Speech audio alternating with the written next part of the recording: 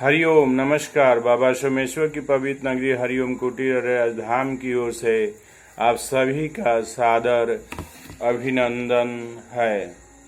पाकी खेती देख के गर्व किया किसान, आज हम झोला बहुत है घर में आवे तब जान। अपने खेती को पका हुआ देखकर किसान गर्व से खुशी मनाता है, परंतु अब भी मार्ग में बहुत सी मुश्किलें हैं। जब अनाज घर में आ जाए तब समझिए मेरी खेती सही है, अन्यथा नहीं है। तो आइए इस संदर्भ में हमारे किसानों से, हमारे नौजवानों से क्या कहना है सो सुना जाए। भैया किसानवा हो, भैया किसानवा हो, तू ही बाड़ भारत किसानवा। भैया किसानवा हो, खेत खलिहान में लगाव अपन मनवा। भैया किसानवा हो, तू ही बाड़ भारत किसानवा। साधन सब नया आइलेन, मेहनत कम हो गईलेन।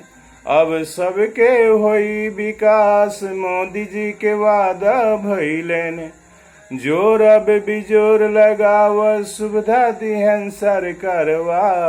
नात ताना मरिहन पड़ोसी दुश्मनवा। भैया किसानवा हो, तू ही बाड़ भारत किसानवा।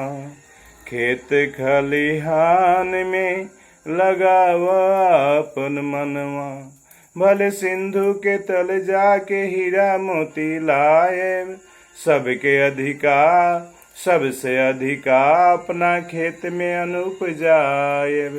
मिली सबके सुविधा बराबर, कहे शिवराज सिंह चौहानवा। तरक्की अपना देश के बढ़ावस मनवा। भैया किसानवा हो, तू ही बाड़ भारत किसानवा। खेत खलिहान में लगाव अपन मनवा। भैया किसानवा हो, तू ही बाड़ भारत किसानवा। बहुत हो चुकल अब गरीबी न बढ़ी, साधन और श्रम के दान दे के राष्ट्र के उत्थान हम कराए।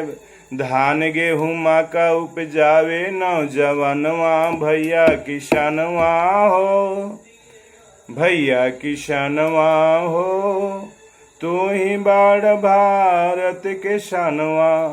खेत खलिहान में लगावा अपन मनवा। भैया किसानवा हो, तू ही बाड़ भारत किसानवा।